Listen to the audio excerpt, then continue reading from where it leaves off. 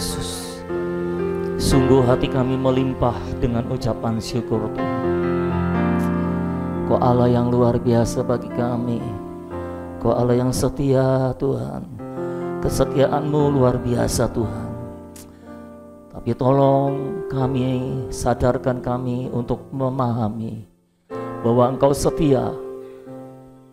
Bukan untuk memenuhi hal-hal yang materi bagi kami saja Tuhan, tapi secara khusus Engkau setia untuk menghancurkan segala berhala dalam hidup kami Tuhan.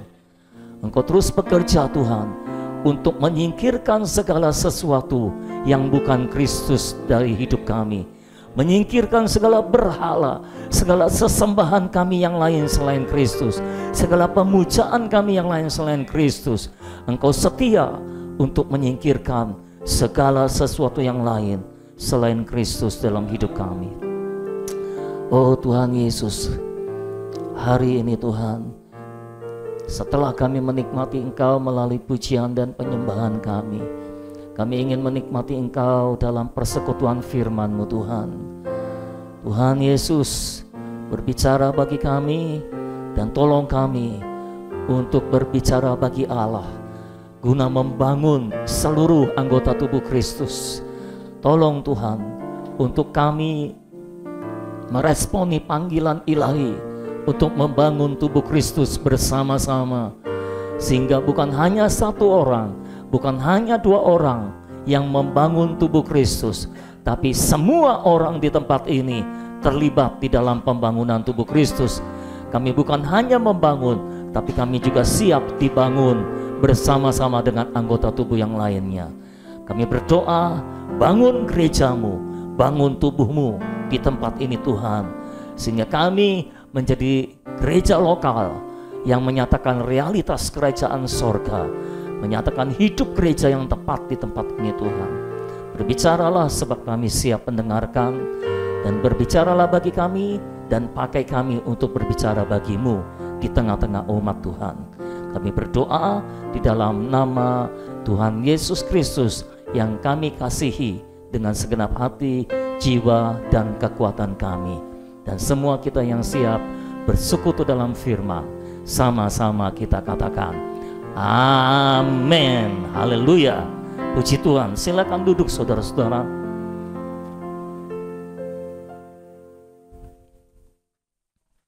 Puji Tuhan. Haleluya. Hari ini kita masuk dalam Matius pasal 23. Dan hari ini kita akan tuntaskan seluruh pasal 23 ini. Itu ada kalau nggak salah 39 ayat. Jadi kita akan tuntaskan semuanya. Saya membagi ke dalam 3 bagian pasal 23 ini. Jadi saya berikan judul kecaman terhadap agamawan.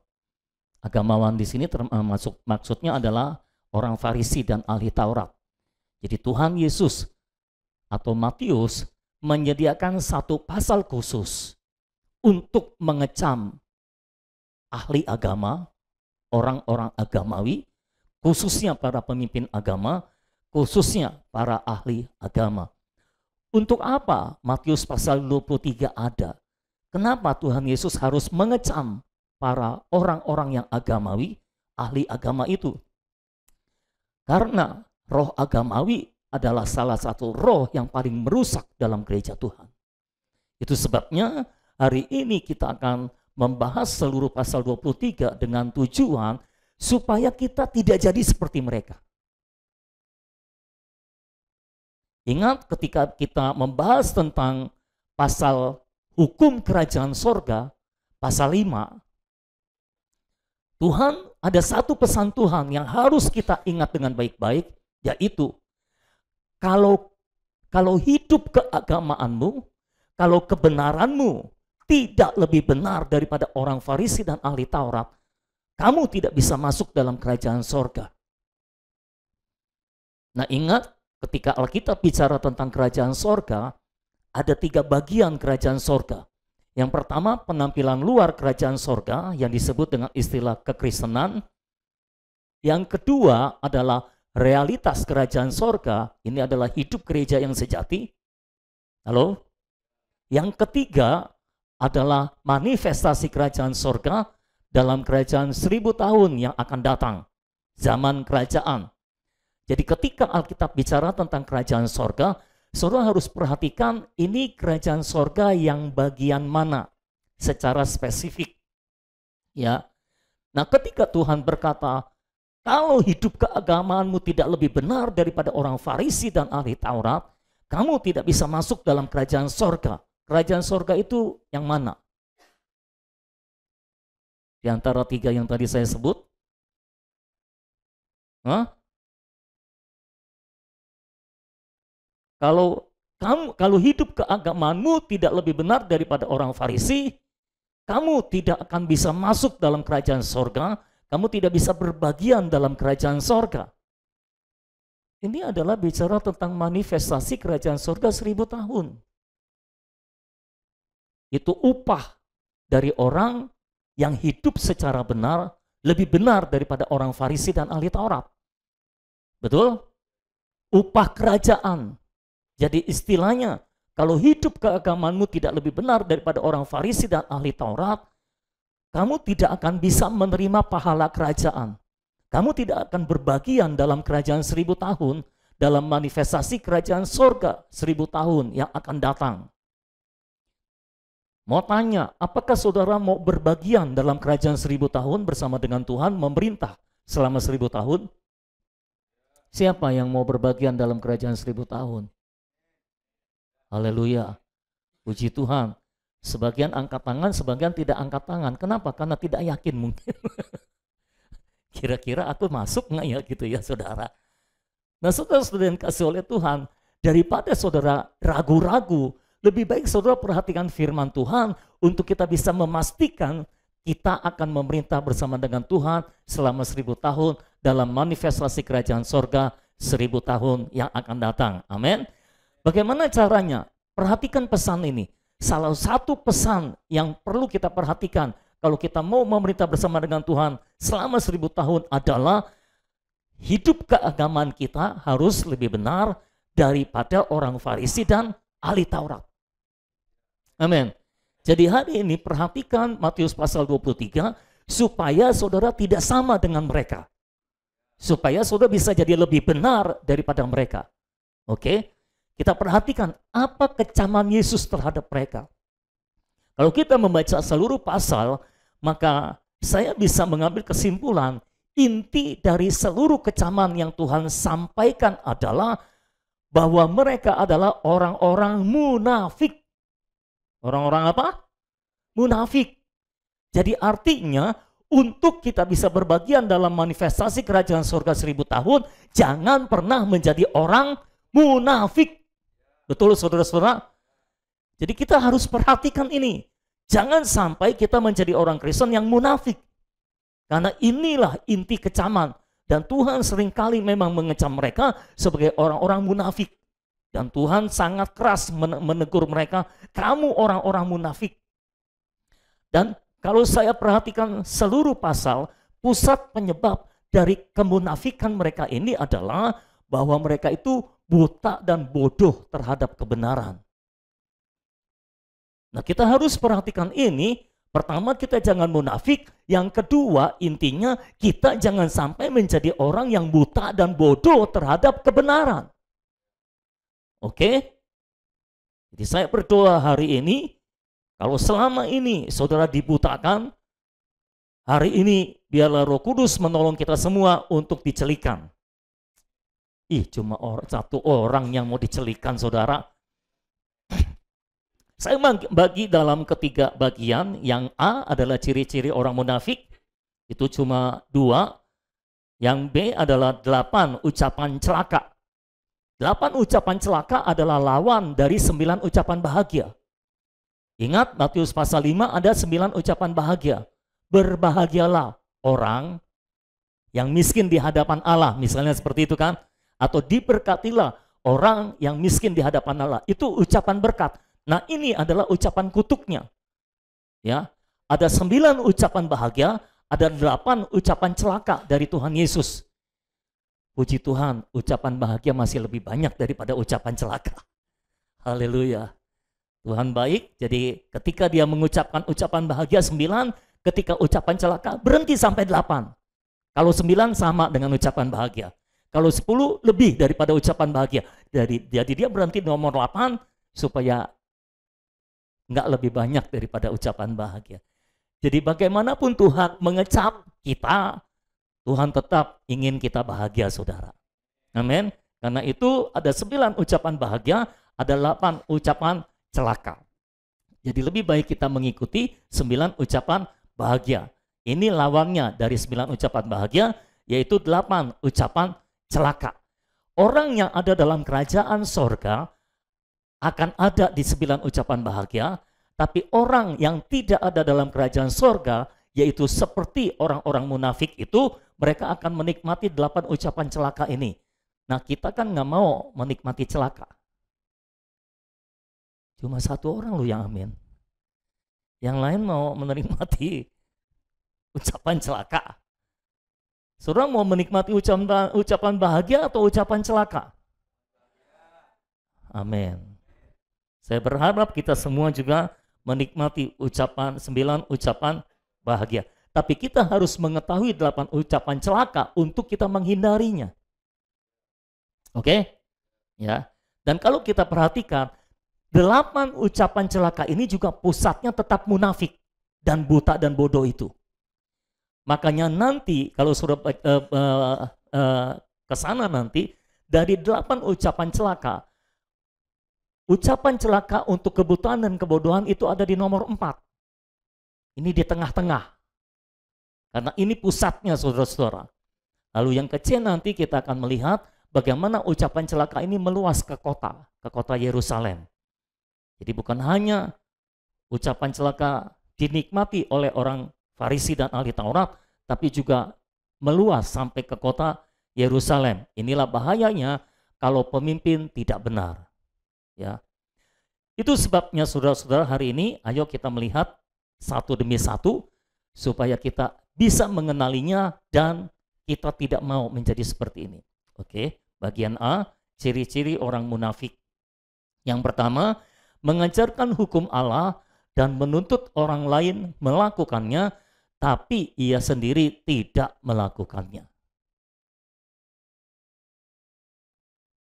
Para pemimpin agama itu, orang-orang munafik itu selalu mengajarkan hukum Allah dan menekankannya, menuntut orang lain melakukannya, tapi ia sendiri tidak melakukannya. Ayat 2, ahli-ahli Taurat dan orang-orang Farisi telah menduduki kursi Musa. Ini kursi kepemimpinan agama. Sebab itu turutilah dan lakukanlah segala sesuatu yang mereka ajarkan kepadamu. Tetapi janganlah kamu turuti perbuatan-perbuatan mereka. Karena mereka mengajarkannya tetapi tidak melakukannya. Mereka mengikat beban-beban berat, yaitu hukum Allah itu, lalu meletakkannya di atas bahu orang. Mereka menekan orang-orang untuk melakukannya, tetapi mereka sendiri tidak mau menyentuhnya. Jadi hukum Allah dikenakan kepada orang lain secara berat, saudara-saudara, dan dipaksa, dituntut untuk melakukannya, tapi mereka sendiri tidak mau menyentuhnya. Mereka sendiri dalam kehidupan mereka tidak melakukannya, saudara-saudara. Jadi ciri-ciri orang munafik adalah mereka selalu mengajarkan hukum Allah yang mereka namakan kebenaran, tapi mereka sendiri tidak melakukan kebenaran itu, saudara-saudara. Nah, karena mereka tidak melakukan kebenaran itu, maka mereka harus menutupinya dengan kepura-puraan. Jadi munafik itu adalah pura-pura dan punya standar ganda, saudara. Ya, dia menuntut orang lain melakukan hukum Allah, tapi dia sendiri tidak melakukan hukum Allah. Ini standar ganda namanya. Alkitab berkata, 2 macam batu timbangan adalah kekejian di mata Tuhan. Ya. Jadi untuk orang lain, untuk jemaat, mereka menetapkan standar yang tinggi untuk dilakukan, tapi untuk diri mereka sendiri, mereka menetapkan standar yang berbeda. Kalau kamu melakukan ini, kamu salah. Tapi kalau aku melakukan ini, aku tidak salah. Ini kan standar ganda namanya. Standarnya berbeda. ukurannya berbeda. Itu sebabnya saudara-saudara, Tuhan berkata, ya dengar aja ajarannya, tapi jangan turuti perbuatannya. Karena mereka hanya mengajar, tapi tidak melakukan apa yang mereka ajarkan. Mereka punya standar ganda, dan mereka selalu berpura-pura. Karena mereka tidak melakukan apa yang mereka tuntut kepada orang lain, otomatis mereka harus berpura-pura melakukannya. Kan begitu saudara? Ya. Kalau seandainya saya pemimpin agama, saya menuntut saudara untuk berdoa. Kan harusnya saya berdoa. Ya. Bahkan harusnya saya lebih dulu berdoa. Saya harus memiliki kehidupan doa. Kan begitu ya saudara ya. Tapi kalau saya tidak memiliki kehidupan doa, tapi saya harus mengajarkan orang lain berdoa. Kenapa saya harus mengajarkan jemaat berdoa? Karena kan kalau jemaat berdoa, semua aman, tentram, damai, sejahtera. Perpuluhannya jalan terus. Kalau jemaat kurang rajin berdoa, nanti nggak bayar perpuluhan, kira-kira seperti itu. Kalau jemaat nggak bayar perpuluhan, kalau jemaat nggak berdoa, nanti banyak masalah. Gua juga yang kena, kira-kira seperti itu, saudara. Jadi saya tuntut saudara berdoa, tapi saya sendiri tidak memiliki kehidupan doa. Nah, karena saya menuntut orang lain untuk berdoa, sementara saya sendiri tidak memiliki kehidupan doa, saya harus menutupinya dengan kepura-puraan. Ya. Contoh, bisa saja saya cerita mengenai saya berdoa. Atau di depan saudara ketika saya berdoa mantap doanya. Serius doanya. Sungguh-sungguh doanya. Panjang doanya saudara-saudara. Supaya kelihatan kita orang yang berdoa. Nah ini ciri-ciri orang yang munafik saudara-saudara. Ya. Ciri-ciri orang yang munafik, mereka punya standar ganda. Untuk orang lain mereka taruh standar yang sangat tinggi, tapi untuk dirinya sendiri bahkan seringkali enggak punya standar. Ya, contoh misalnya, saudara cuma ngomong ngegas sedikit, saya sudah hakimi saudara, kamu pemarah. Tapi kalau saya yang ngomong, saya ngegas banyak, ngerti kan maksudnya ngegas? Lalu orang bilang, jangan marah dong. Saya nggak marah. Saya bilang begitu saudara. Ini kan namanya standar ganda. Kalau kamu segitu sudah marah, kalau aku segini belum marah namanya. Kalau kamu namanya marah, kalau aku begitu namanya bukan marah.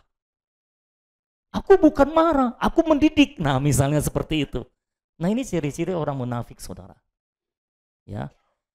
Jadi kalau dia sendiri melakukan itu, nggak dibilang marah.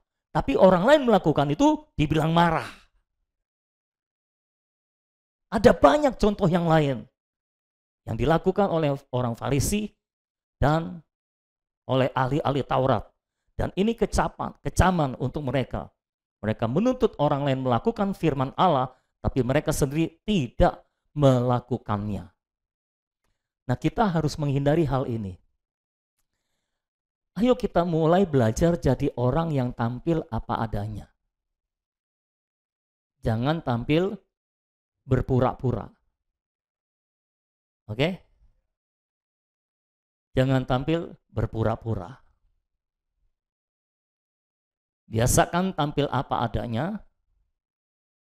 Ya kalau memang adanya begitu dan masih jelek, ya kita terus memperhidupkan Kristus sampai jadi lebih bagus. Tapi jangan berpura-pura di depan untuk menutupi kekurangan kualitas hidup. Jadi orang-orang agamawi itu rata-rata kualitas hidupnya kurang bagus. Tapi kalau ngajar bagus. Artinya teorinya bagus tapi prakteknya enggak bagus. Ini orang munafik saudara. Oke? Nah kita jangan sampai jadi orang seperti itu. Jadi orang Kristen itu jangan kebanyakan teori. Menikmati Kristus. Oh haleluya, aku menikmati Kristus setiap hari. Mantap. Tapi tiap hari nggak menikmati Kristus. Nah, hati-hati saudara-saudara. Kan kita punya KTB tuh. Ketika KTB kan kita sharing tuh. Nah, hati-hati jangan sampai saudara sharingnya seperti ahli Taurat dan orang Farisi. Sharingnya jangan munafik, istilahnya gitu. Tampil apa adanya. Kalau saudara tidak bisa menikmati Tuhan lewat MYT, saudara ngomong di KTB. Saya nggak tahu nih, sampai sekarang saya belum bisa menikmati Tuhan dalam MYT. Supaya bisa didoakan oleh yang lain. Kan gitu saudara. Jangan saudara tutupi kekurangan saudara itu dengan menampilkan yang luar biasa, dengan menampilkan yang baik. Lalu saudara berkata, MBT hari ini sangat memberkati saya. Wih, haleluya. Ini sangat berbicara kepada saya. MYT itu berbicara, lalu saudara baca. Ya memang itu MYT yang berbicara karena saudara baca dari situ kan. Tapi saudara nggak betul-betul menikmatinya. Kalau masih belum bisa nikmati, yang ngomong supaya didoakan. Supaya yang lain menanggung beban bersama-sama. Berdoa buat saudara, membimbing saudara untuk bisa menikmati MYT. Kan gitu saudara-saudara. Ya. Jangan kita tampilkan yang bagus, ternyata enggak. Ngerti ya maksud saya ya? Jadi ketika kita sharing dalam KTB, ya kita jangan munafik seperti orang Farisi dan ahli Taurat. Tampilkan apa adanya. Tapi Pak, saya sudah 3 kali ngaku saya tidak bisa menikmati MYT dan sudah 3 kali berturut-turut didoakan. Tapi saya masih belum bisa nikmati MYT, gimana? Ya minta doakan lagi. Loh, masa tiap minggu didoakan? Ya memang masih begitu yang masih perlu didoakan. Lalu minta dibimbing dong sama yang lain supaya bisa menikmati MYT. Bisa doa baca firman sambil menikmati Tuhan. Minta bimbingan daripada yang lain. Jangan diam saja. Jadi bukannya menutupi keadaan itu, tapi saudara bergerak untuk bisa mengubah keadaan itu, sehingga ketika dalam KTB, saudara bisa menampilkan yang berbeda, karena memang sudah berbeda. Begitu caranya, supaya saudara tidak jadi orang munafik. Jelas semuanya? Oke. Karena KTB itu dibuat untuk kita bisa bertumbuh bersama-sama. Bukan untuk menghasilkan orang-orang munafik. Kan gitu saudara-saudara. Ya. Oke, yang kedua, orang munafik itu melakukan aktivitas rohani untuk sebuah pertunjukan. Ayat 5, semua pekerjaan yang mereka lakukan hanya dimaksud supaya dilihat orang. Supaya mereka memakai tali sembahyang yang lebar dan jubah yang panjang. Jadi aktivitas rohani bagi seorang agamawi adalah sebuah show belaka. Dan yang namanya show selalu penuh dengan kepura-puraan. Saudara pernah melihat ajang lomba nyanyi lah, katakanlah gitu kan. Kan mereka berpura-pura menghayati lagunya. Tapi ketika jurinya menilai, jurinya bilang kurang rasa. Loh, padahal kelihatannya nyanyinya sungguh-sungguh loh. Padahal nyanyinya kelihatannya penuh rasa loh. Padahal kelihatannya nyanyinya mantep banget. Tapi ketika juri menilai, dia bilang kurang rasa. Tapi penampilannya penuh rasa. Bisa nggak seperti itu? Bisa. Biasakanlah kita tampil apa adanya, sehingga semua yang kita tampilkan pada akhirnya malah jadi penuh rasa. Daripada kita menampilkan seolah-olah penuh rasa, tapi ternyata tidak. Dan biasakan diri untuk melakukan segala sesuatu yang rohani, segala aktivitas rohani, bukan untuk show. Kalau saudara berdoa, disuruh pimpin doa, Nah, jangan doa untuk show. Kadang-kadang ada orang Kristen gini, ketika disuruh, saudara A tolong berdoa, saya nggak bisa, gitu kan. Kenapa nggak bisa berdoa? Saya nggak bisa nyusun kata-kata yang bagus. Nah, ini orang berdoa untuk show. Jadi kebanyakan dalam kekristenan, kita mengenal ketika doa di depan umum itu untuk show. Jadi ketika kita berdoa di depan umum, jangan berpikir, ini orang-orang nilainya bagus nggak nih doaku? Ini doaku didengarnya bagus nggak nih? Ini doaku isinya bagus nggak nih? Nah, jangan berpikir kayak gitu.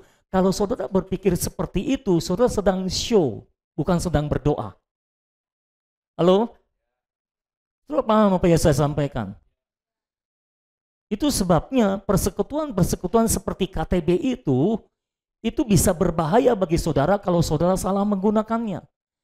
Saudara akan menjadi terdidik menjadi orang-orang yang munafik malah.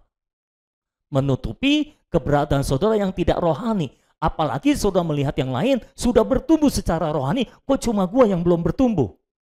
Akhirnya saudara pura-pura rohani di situ. Cuma karena apa? Gengsi. Yang lain bertumbuh, kok aku nggak bertumbuh? Aku harus menunjukkan aku bertumbuh. Jangan begitu. Kalau memang belum rohani, ya udah tunjukkan aja kamu belum rohani dan minta didoakan, minta dirawat, minta dibimbing. Begitu caranya saudara. Bukan saudara berpura-pura rohani. Jelas ya saudara ya? Halo? Semuanya jelas?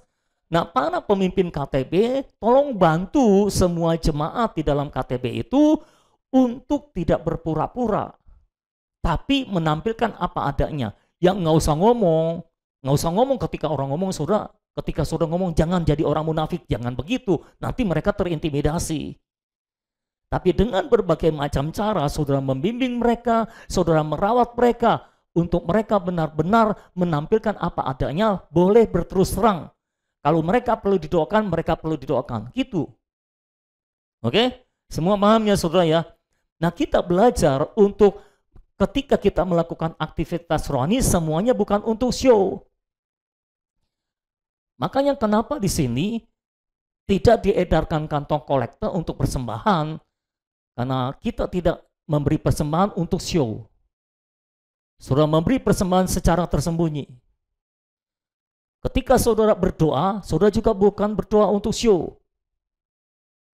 Sekarang ini saya sudah memahami itu sebabnya saya nggak pernah cerita tentang saya berdoa lagi. Kalau dulu saya cerita terus, saya doa berapa lama, saya puasa berapa lama. Sekarang saya tidak akan pernah cerita tentang hal itu, karena saya akan berdoa secara tersembunyi, berpuasa secara tersembunyi, dan melakukan aktivitas rohani secara tersembunyi. Ketika ada dalam persekutuan, saya menyalurkan hayat ilahi yang sudah tergarap di dalam diri saya untuk bisa dinikmati oleh semua orang.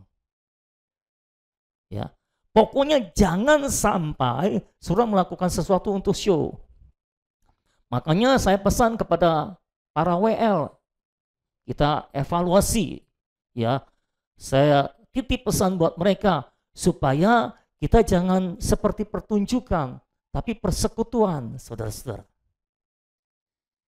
Karena kalau saudara pertunjukan, nanti saudara akan terjebak.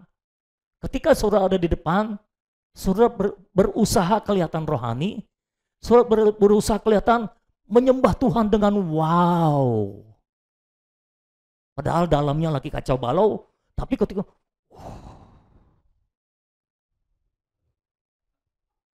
apa? Ku bersyukur Tuhan. Ya. Bukan saudara akan menampilkan wajah yang penuh dengan syukur. Padahal dalam hatinya lagi sungut-sungut saudara. Ya. Jadi belajarlah untuk tampil apa adanya. Nah, kalau memang hatinya belum beres, ya sebelum ibadah dibereskan. Bereskan dengan Tuhan. Pastikan saja Tuhan berkenan kepada saudara, Tuhan menyertai saudara. Amin. Dan saudara bisa menampilkan Kristus di dalam pelayanan saudara. Yang ketiga, ciri dari orang munafik, suka mencari dan menerima penghormatan. Ini ciri yang kental juga dari orang-orang agamawi yang munafik dan para pemimpin agama yang munafik. Ayat 6, mereka suka duduk di tempat terhormat dalam perjamuan dan di tempat terdepan di rumah ibadat. 7, mereka suka menerima penghormatan di pasar dan suka dipanggil rabi. 8, tetapi kamu janganlah kamu disebut rabi karena hanya satu rabimu dan kamu semua adalah saudara. 9, dan janganlah kamu menyebut siapapun bapak di bumi ini karena hanya satu bapakmu yaitu dia yang di sorga. 10, janganlah pula kamu disebut pemimpin karena hanya satu pemimpinmu yaitu Mesias. Mereka suka dihormati, itu sebabnya mereka mencari-cari penghormatan. Itu sebabnya mereka suka duduk di tempat terhormat. Mereka sangat suka dihormati. Kalau di tempat ibadah atau di tempat apapun juga mereka suka duduk di tempat terhormat. Dan Yesus menyinggung hal itu, saudara-saudara. Lalu karena mereka suka dihormati, mereka juga suka dipanggil rabi, suka dipanggil bapak, suka dipanggil pemimpin, pak ketua, pak pemimpin, pak presiden. Waduh saudara. Karena itu adalah panggilan-panggilan penghormatan. Rabi itu dihormati, bapak itu dihormati, pemimpin itu dihormati. Jadi mereka sangat suka dipanggil rabi, dipanggil bapak, dipanggil pemimpin. Ya. Nah, fenomena yang terjadi sekarang di dalam gereja-gereja adalah para gembala mengkondisikan jemaatnya untuk memanggil mereka bapak. Atau kalau bapak lebih umum ya, yang lebih khusus gitu. Panggilnya papa, papi, atau dedi. Kalau boleh terus terang, dulu saya nggak menyuruh jemaat untuk memanggil saya dad, tapi orang-orang dengan inisiatif sendiri memanggil dad, mengubah panggilan, lalu menyebar kepada jemaat yang lain, saudara-saudara. Dan terus terang ketika jemaat memanggil saya dad, itu saya rasa dihormati banget. Itu panggilan penghormatan memang. Tapi sekarang tidak. Ada orang yang mengusulkan pada saat-saat yang sesudah kita berubah, saudara-saudara, ada orang yang mengusulkan, itu panggilan perlu dirubah lagi enggak? Saya bilang, alah udahlah jangan nyusahin jemaat. Dulu aja dari manggil om ke dad susah. Peralihannya, saudara, penyesuaiannya. Sekarang udah udah rasanya biasa memanggil dad, disuruh ubah lagi. Peralihannya susah lagi, jangan nyusahin jemaat. Tapi satu orang berkata, tapi sekarang walaupun manggil dad, beda maknanya dengan dad yang dulu. Gitu saudara-saudara. Jadi sebetulnya nggak ada masalah saudara panggil apa saja, yang penting maknanya itu loh. Eko manggil saya dari dulu bapak, bukan dad. Dia sendiri yang nggak berubah. Karena buat dia dad itu bahasa Inggris. Bapak itu bahasa Indonesia. Ya, makanya dia panggilnya bapak tetap. Nggak berubah jadi dad. Dia nggak mau ke Inggris-Inggrisan karena dia nggak bisa bahasa Inggris. Jadi dia nggak panggil dad, panggilnya tetap bapak. Tapi tetap enak aja tuh saudara. Jadi sebetulnya nggak ada masalah tentang panggilan. Tapi kalau panggilan itu kita mau dipanggil dad karena mau menerima penghormatan, itulah salah. Dan fenomena yang terjadi di gereja-gereja sekarang adalah seperti itu. Para gembala sangat suka dipanggil papa, papi, atau dad. Jadi kalau ada perkumpulan gembala-gembala, rapat gembala-gembala itu, ada gembala-gembala yang di bawahnya yang manggil papi. Kok sekarang saya dengarnya agak geli gitu ya saudara. Jadi itu menyenangkan. Tapi tanpa sadar, kalau kita senang dihormati, hati-hati. Karena Tuhan Yesus berkata, siapa yang dikagumi manusia, dibenci Allah. Itu pernyataan peringatan yang cukup keras, saudara. Dan kita harus memperhatikannya. Betul? Nah, jangan suka dihormati. jangan suka menerima penghormatan, jangan suka mencari penghormatan. Bisa ngomong amin nggak saudara? Jangan-jangan masih mau dihormati nih. Jangan suka menerima penghormatan, jangan suka mencari penghormatan. Orang agamawi itu selalu marah kalau tidak dihormati. Oh, dulu saya kesel kalau nggak dihormati. Sekarang saya cuek aja. Ya. Kalau orang agamawi sedang puasa dan saudara makan di depan dia, itu tandanya saudara tidak menghormati dia, dia marah. Begitu kan?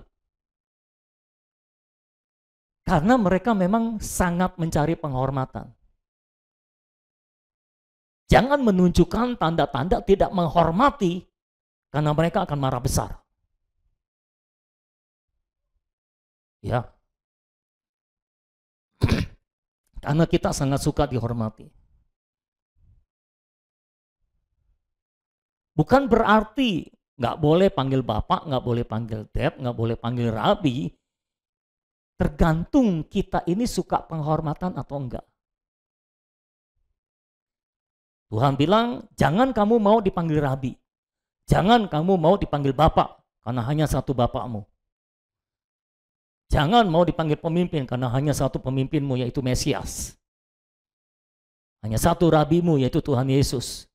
Hanya satu bapakmu, yaitu Tuhan Yesus. Hanya satu pemimpinmu, yaitu Tuhan Yesus.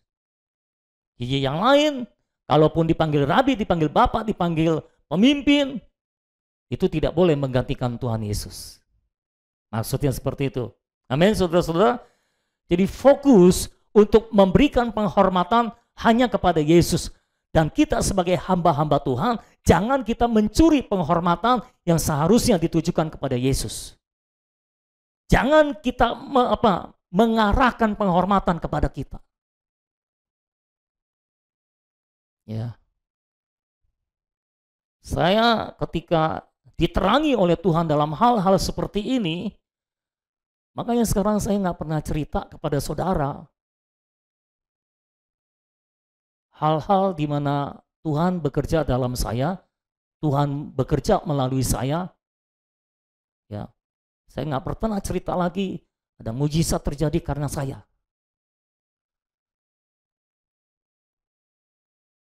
Supaya apa?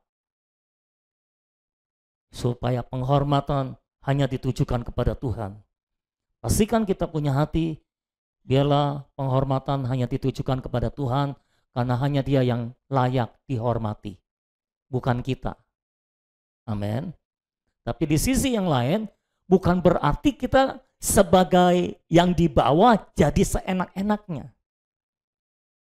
Tidak menghormati pemimpin, karena Alkitab juga berkata, penatua yang baik wajib dihormati 2 kali lipat, atau patut dihormati 2 kali lipat. Pak, gimana kalau penatuannya nggak baik? Ya dihormati 1 kali lipat. Artinya semua pemimpin tetap wajib kita hormati, tapi kalau dia kepemimpinannya baik, kita wajib menghormati lebih, menghormati 2 kali lipat. Ya, ini dari bagian yang bawah. Tapi sebagai pemimpin, jangan kita mau dihormati. Amin. Ini para pemimpin KTB khususnya. Jangan kita mau dihormati, oke? Ya, tapi kita mau melayani mereka. Itulah ciri-ciri dari orang munafik, hanya 3, tapi di bagian 8 ucapan celaka, semuanya adalah ciri-ciri orang munafik sebetulnya. Oke, kita masuk bagian B, 8 ucapan celaka. Yang pertama, celakalah orang yang merintangi orang-orang untuk masuk ke dalam kerajaan sorga. Celakalah kamu, hai ahli-ahli Taurat dan orang-orang Farisi. Hai kamu orang-orang munafik, karena kamu menutup pintu-pintu kerajaan sorga di depan orang. Sebab kamu sendiri tidak masuk dan kamu merintangi mereka yang berusaha untuk masuk. Mereka menutup pintu-pintu kerajaan sorga di depan orang supaya orang tidak masuk dan mereka sendiri tidak masuk. Mau tanya, pintu-pintu kerajaan sorga. Kerajaan sorga ini bicara apa nih? Penampilan, realitas, atau manifestasi? Realitas kerajaan sorga, yaitu kehidupan gereja yang sejati. Nah, para pemimpin agama seringkali menjadi orang yang menutup pintu kerajaan sorga. Mereka bertahan, mereka suka pada penampilan kerajaan sorga saja. Mereka ubek-ubek dalam kekristenan, dalam penampilan kerajaan sorga. Tapi kalau orang mau masuk dalam kehidupan gereja yang sejati, mereka halangi. Mereka tutup pintunya dan mereka juga tidak masuk. Dan penyebab mengapa mereka menutup pintu sorga bagi orang lain dan mereka sendiri tidak masuk adalah karena kebutaan dan kebodohan terhadap kebenaran. Mereka tidak paham bahwa ada realitas kerajaan sorga, ada kehidupan gereja yang sejati yang harus mereka masuki daripada sekedar kekristenan. Daripada sekedar kekristenan yang kumpul, nambah pengetahuan Alkitab, nambah pengajaran, ada yang sibuk dengan pengajaran, ada yang sibuk dengan mujizat, tapi mereka tidak membawa jemaat pada kehidupan gereja yang sejati sebagai tubuh Kristus. Mereka menutup pintu kerajaan sorga dan mereka sendiri tidak masuk di dalam kerajaan sorga itu. Karena mereka tidak paham itu, ya saudara. Yang kedua, celakalah orang yang mengelabui orang secara rohani.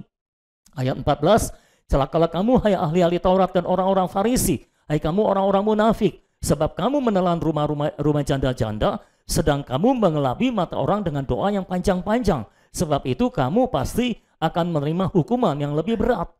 Jadi mereka mengelabui orang dengan hal-hal yang rohani, dengan aktivitas rohani, dengan atribut rohani. Orang Farisi, ahli Taurat itu pakaiannya saja sudah menunjukkan bahwa mereka orang rohani. Karena mereka pakai jubah putih yang panjang. Jubahnya panjang, lalu ada tali sembahyang yang panjang juga. Menunjukkan mereka orang yang berdoa, orang yang beribadah. Karena tali sembahyangnya panjang, jubahnya panjang, warnanya putih. Ini orang kudus yang suka berdoa.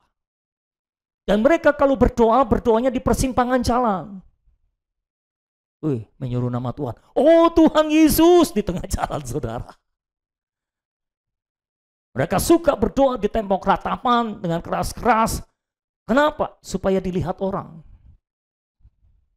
Mereka mengelabui orang secara rohani dengan segala aktivitas rohani dan dengan atribut-atribut rohani.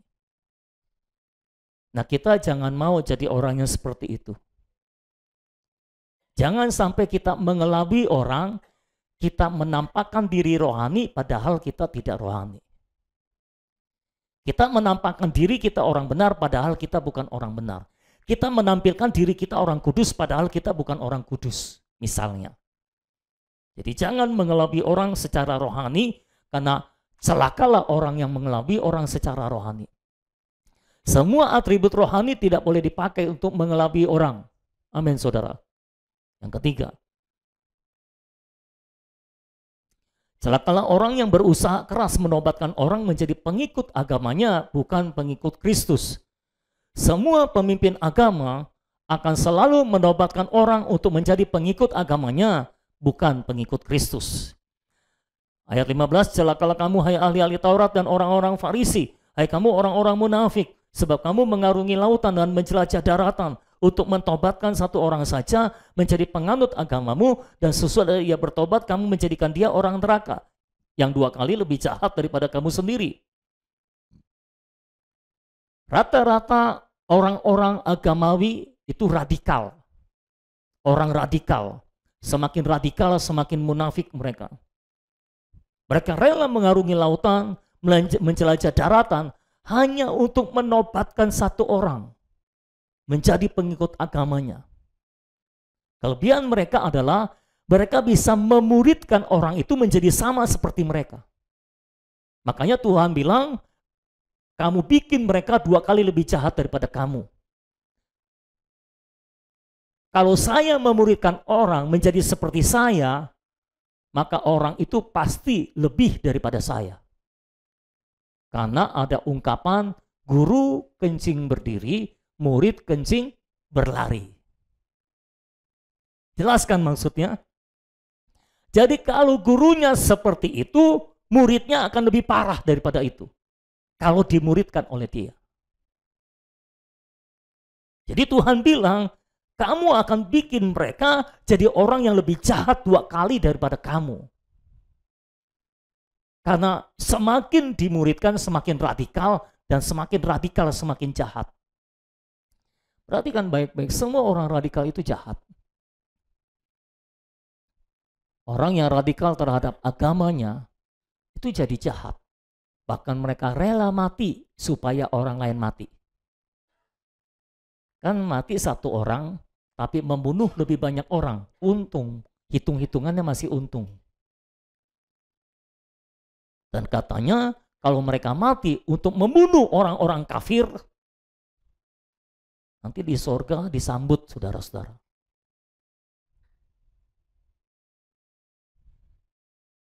Jadi orang itu kalau ditangkap oleh agama, jadi pengikut agama, semakin radikal mereka semakin jahat. Itu sebabnya ayo kita jadi gereja, jangan jadi orang beragama Kristen. Jangan jadi orang beragama, tapi jadilah pengikut Kristus. Dan tolong pahami baik-baik, kita memuridkan orang, kita merawat orang, kita memuridkan orang untuk menjadi murid Kristus. Bukan jadi pengikut gereja kita.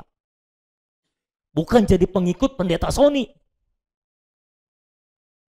Oke saudara, berkali-kali saya ngomong kepada para pemimpin KTB dan sebagainya, kalau orang mau dirawat, rawat saja. Sisihkan waktu. Selama orang mau dirawat, rawatlah. Kalau mereka tertutup untuk dirawat, ya apa boleh buat. Tapi kalau mereka terbuka untuk dirawat, rawat. Sisihkan waktu untuk mereka. Jadikan mereka dewasa di dalam Kristus. Nggak usah bawa ke gereja, nggak usah ajak ke gereja. Kalau nanti ketika mereka bertumbuh, mereka mau ke gereja kita, ya sudah. Tapi kalau mereka tidak mau ke gereja kita, ya sudah. Biarkan mereka di gerejanya masing-masing.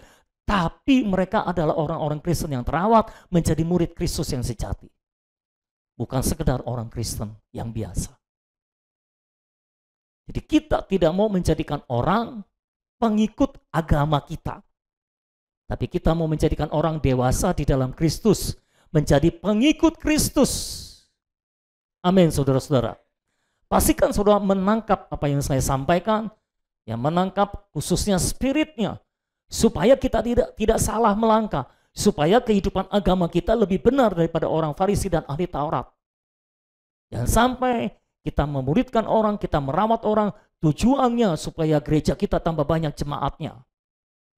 Enggak usah seperti itu ketika kita melakukan pekerjaan Tuhan. Nanti juga Tuhan akan tambahkan jemaat di sini. Amin ya saudara. Yang keempat, celakalah orang yang bodoh dan buta terhadap kebenaran. Ayat 16-21, perhatikan baik-baik, ini menarik. Celakalah kamu hai pemimpin-pemimpin buta yang berkata, bersumpah demi bait suci, sumpah itu tidak sah. Tetapi bersumpah demi emas bait suci, sumpah itu mengikat. Hai kamu orang-orang bodoh dan orang-orang buta, apakah yang lebih penting, emas atau bait suci yang menguduskan emas itu? Perhatikan baik-baik saudara, orang agamawi, pemimpin-pemimpin munafik itu seringkali buta dan bodoh terhadap kebenaran. Itu sebabnya kepercayaan mereka suka aneh-aneh, suka terbalik-balik saudara.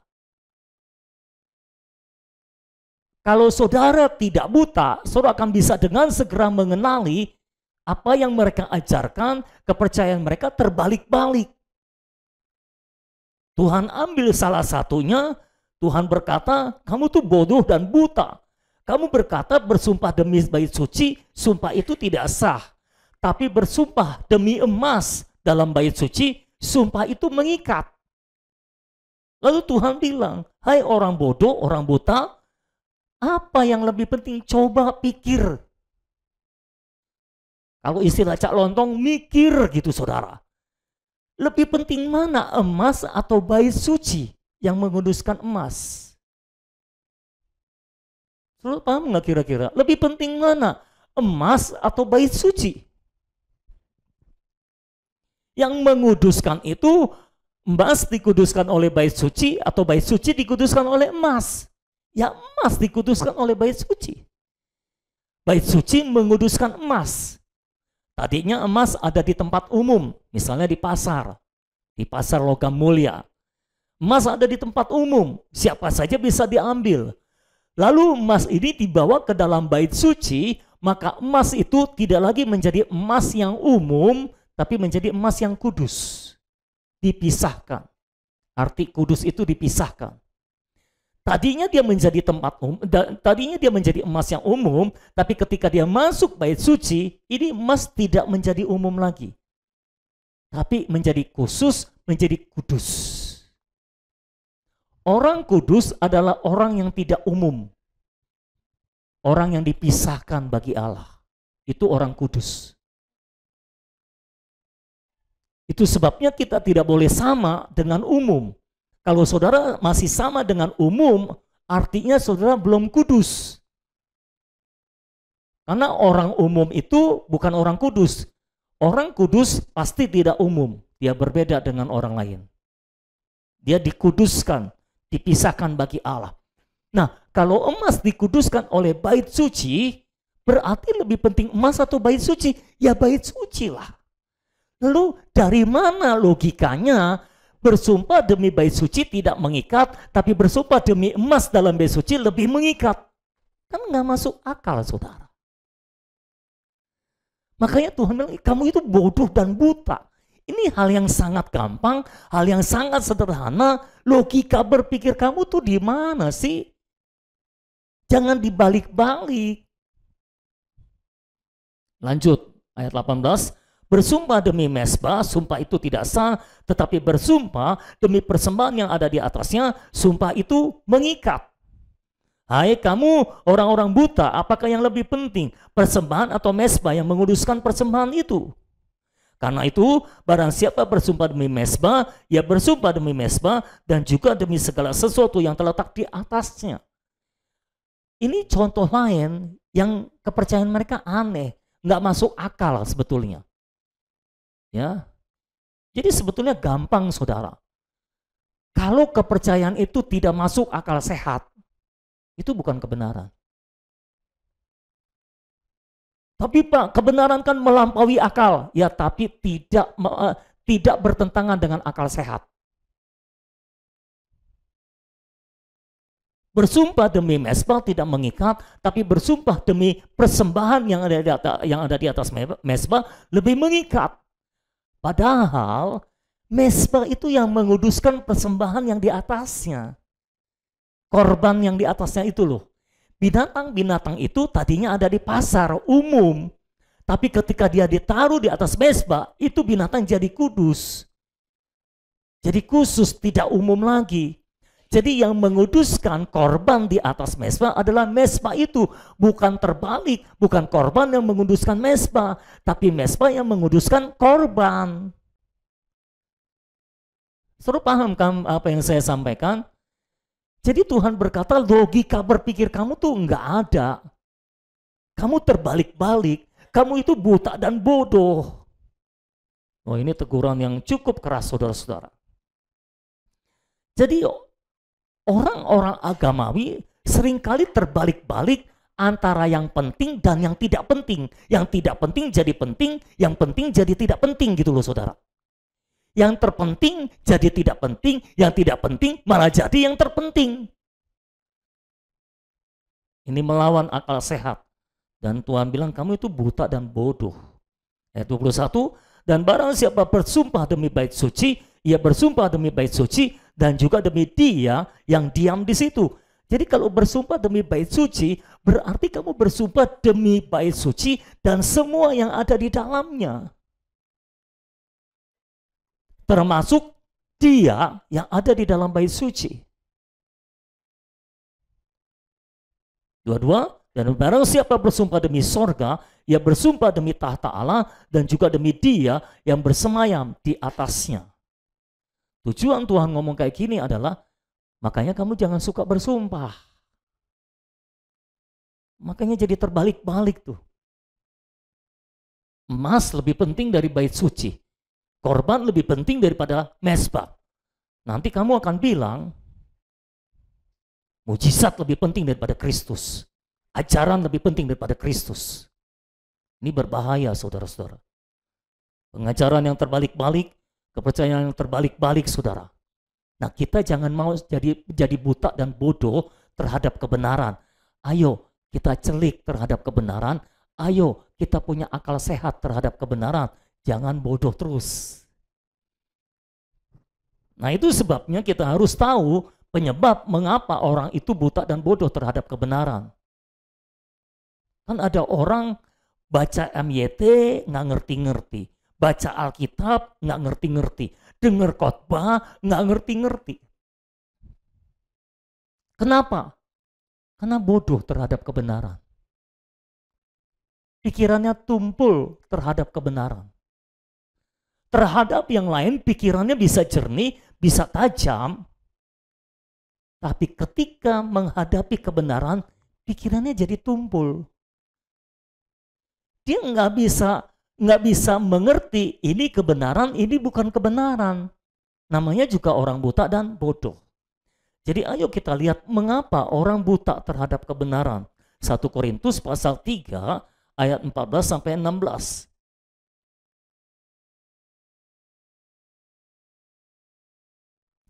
1 Korintus pasal 3 ayat 14 sampai ayat yang ke-16.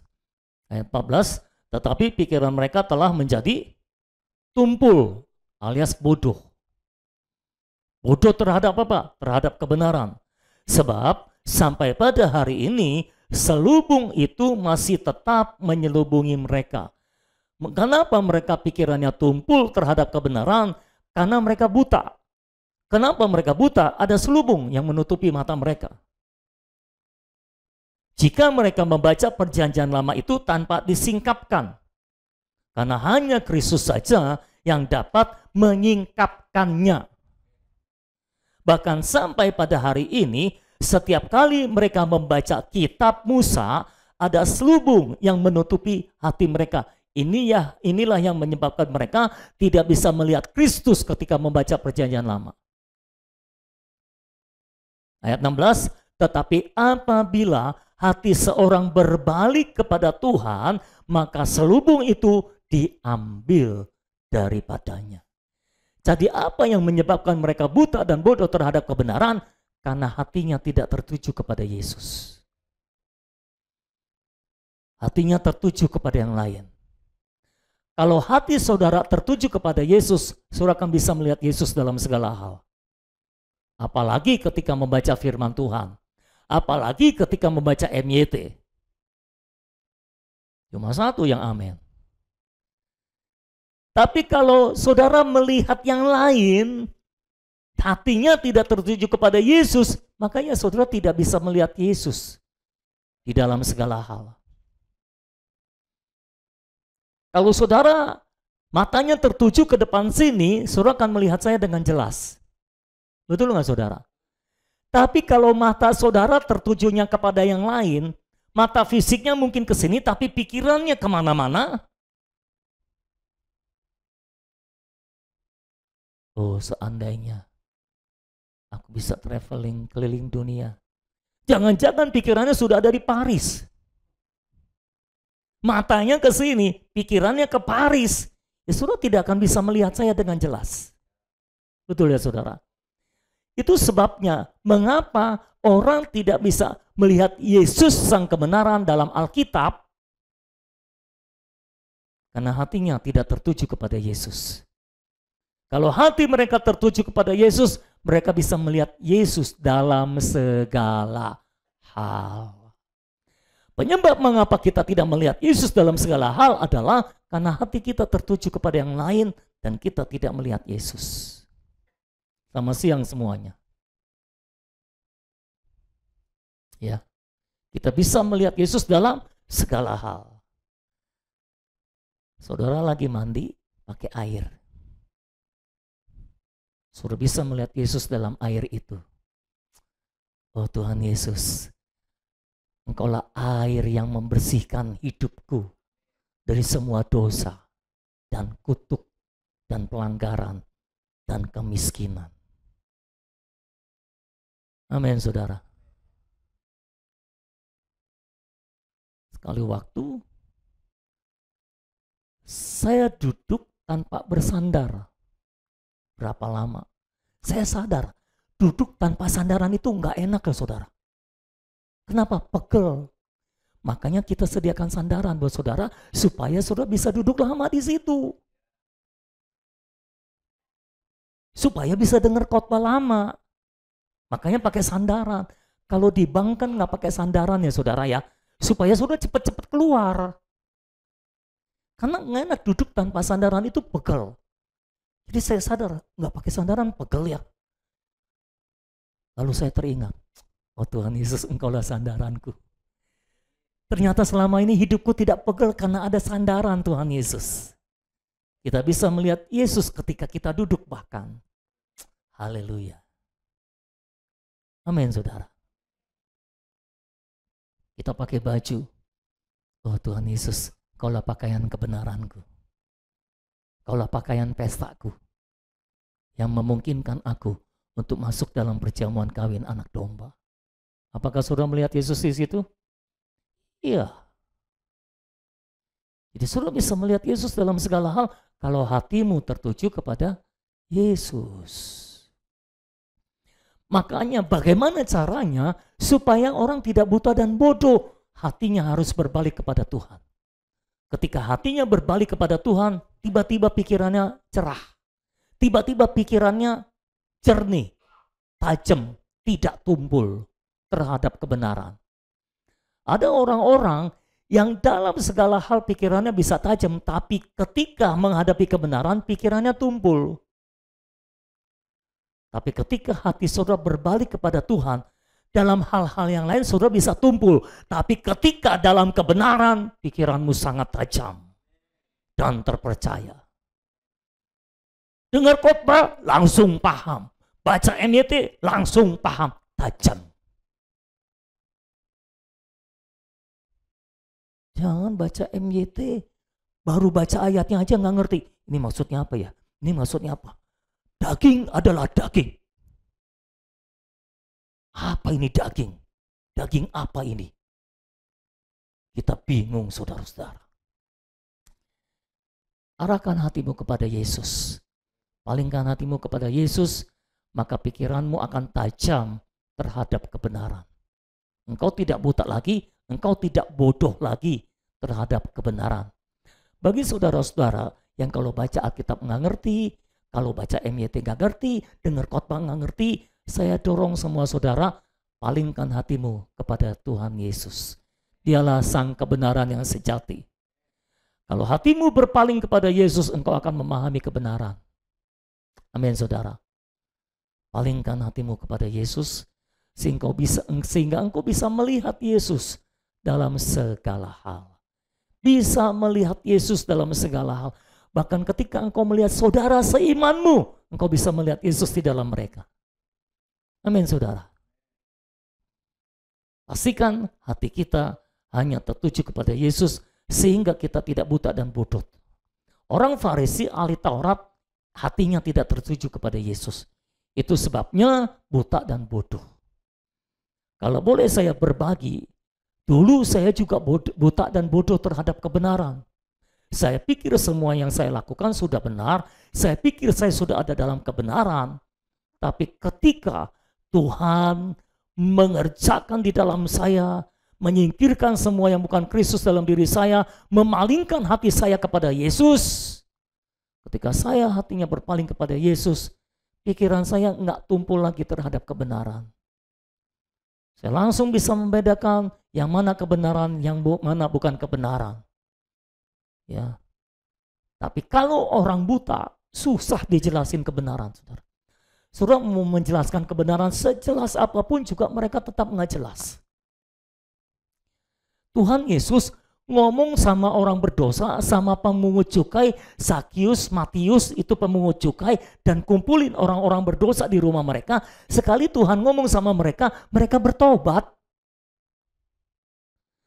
Tapi berkali-kali Tuhan ngomong sama orang Farisi, sama orang Saduki, sama ahli Taurat. Lebih banyak ngomong sama mereka, jelasin kebenaran, nggak jelas-jelas saudara. Dan nggak bertobat-bertobat. Malah mereka menyalibkan Tuhan Yesus. Semakin diajarkan kebenaran, malah semakin buta, semakin tumpul, semakin bodoh mereka, sampai mereka menyalibkan Tuhan yang mengajarkan atau yang memberikan kebenaran kepada mereka. Orang-orang yang buta dan bodoh tidak bisa menerima kebenaran dan akan selalu menyalibkan kebenaran. Rasul Paulus berkata dalam Roma pasal 10, aku bersaksi tentang mereka, orang-orang Yahudi maksudnya. Mereka itu sungguh-sungguh giat untuk Allah, tapi tanpa pengenalan yang benar. Mereka pikir mereka sedang menegakkan kebenaran Allah, padahal mereka sedang menegakkan kebenaran mereka sendiri. Mereka tidak paham kalau yang mereka sedang tegakkan adalah kebenaran mereka sendiri, bukan kebenaran Allah. Nah, inilah orang buta dan bodoh. Ya. Itu sebabnya ketika saudara menghadapi orang buta, jangan berusaha menjelaskan apapun sama mereka, berusahalah mengarahkan hati mereka kepada Tuhan. Karena ketika hati mereka terarah kepada Tuhan, baru mereka terbuka terhadap kebenaran. Baru kita jelaskan kebenaran, mereka bisa terima. Tapi selama pikiran mereka tumpul terhadap kebenaran, kita jelasin sejelas apapun juga, kita jelasin Alkitab, berdasarkan Alkitab sejelas apapun juga, mereka tetap tidak jelas. Karena mereka buta dan bodoh terhadap kebenaran.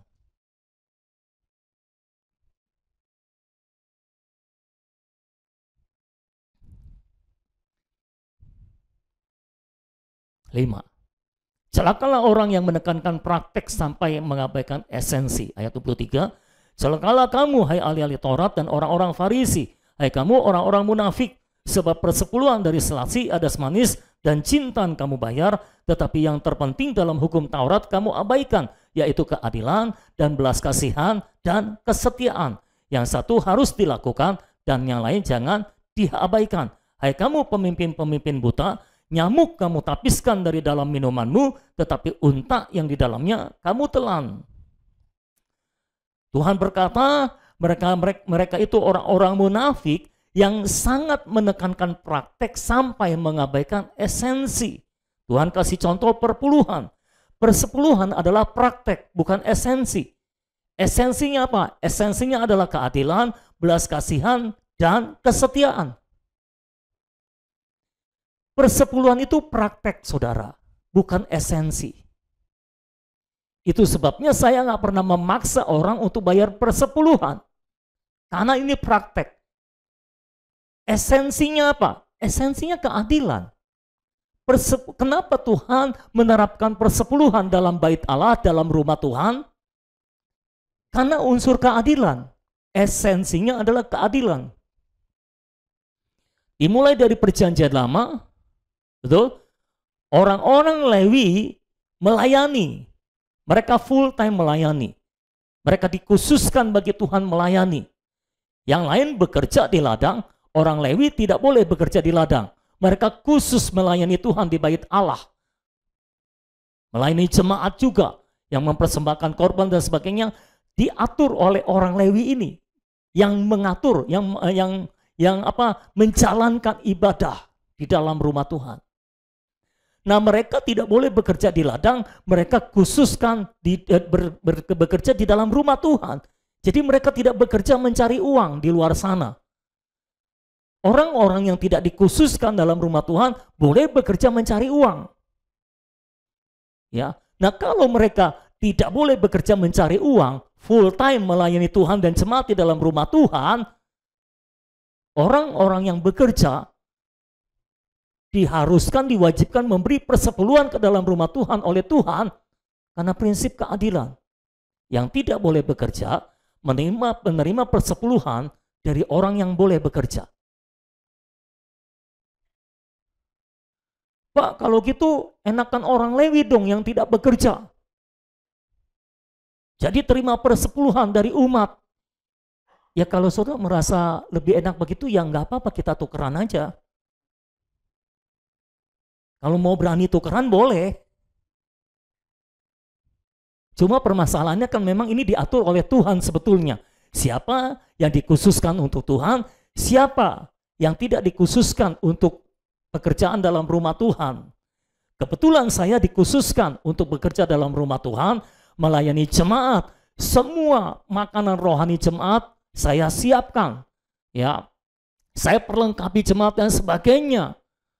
Nah, prinsip keadilan, saudara-saudara yang bekerja, yang memberi persembahan ke dalam rumah Tuhan.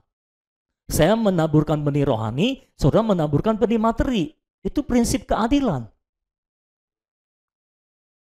Masyarakat harus merasakan rasa keadilan. Wah, kayak debat presiden aja, saudara. Ini esensinya adalah keadilan. Tuhan menegur orang Farisi karena mereka bayar persepuluhan, tapi untuk orang tua mereka tidak memberi. Kamu berkata, kamu sudah persembahan bagi rumah Tuhan, dan untuk orang tua uangmu sudah habis untuk persembahan bagi rumah Tuhan. Tuhan bilang kamu orang munafik. Karena mereka mengabaikan esensi. Esensinya adalah keadilan. Kamu memberi bagi rumah Tuhan tapi tidak memberi bagi orang tuamu, di mana prinsip keadilannya? Di mana prinsip belas kasihannya?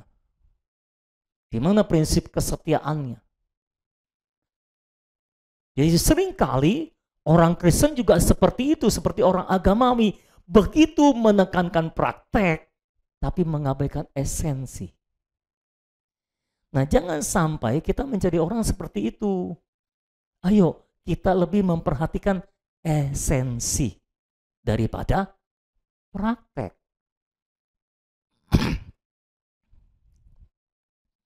Saya kasih contoh tentang perpuluhan tadi ya. Kalau mau memperhatikan prinsip keadilan. Katakanlah sebuah gereja lokal, jemaatnya memberi persembahan persepuluhan, tapi persembahan persepuluhannya kecil dan yang full time dalam rumah Tuhan sebetulnya kebutuhannya tetap tidak tercukupi oleh persepuluhan mereka.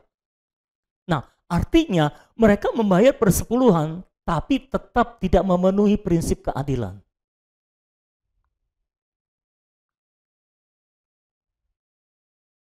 Saudara harus lebih memperhatikan esensinya. Di sisi yang lain, misalnya persepuluhan jemaat bertambah terus, bertambah besar. Karena gajinya naik, diberkati Tuhan, persepuluhannya bertambah besar. Di sisi yang lain, saya sebagai penerima persepuluhan jemaat, seperti itu, saya tidak boleh ambil semua persepuluhan jemaat untuk saya. Kalau sudah bertambah besar. Karena artinya saya akan jadi orang kaya sendiri, sedangkan jemaat masih banyak yang berkekurangan. Nah, saya harus memperhatikan prinsip keadilan. Dalam dunia gereja ada cukup banyak gembala yang mengambil semua persembahan persepuluhan dari jemaat bagi dirinya sendiri. Lalu operasional gereja dari mana? Dari persembahan. Kalau kurang, ya angkat dana dari jemaat. Pokoknya persepuluhan buat gembalanya aja. Karena logika berpikir mereka adalah, dulu waktu jemaat penghasilannya belum besar, persepuluhannya belum banyak, saya terima semua persepuluhan jemaat dan saya kurang. Sekarang ketika jemaat lebih, saya lebih, normal dong. Dulu saya boleh kurang, kenapa sekarang saya nggak boleh lebih? Ya logikanya sih boleh masuk seperti itu, tapi apakah memenuhi prinsip keadilan? Saya sendiri merasa kalau saya terima terlalu banyak rasanya nggak enak. Jadi saya kurangin sendiri, saudara-saudara. Nggak ada yang suruh saya kurangin, rasa nggak enak aja, jadi saya kurangin sendiri. Karena rasanya, kalau saya ambil semua perpuluhan jemaat nih, udah lumayan kaya saya, saudara. Serius.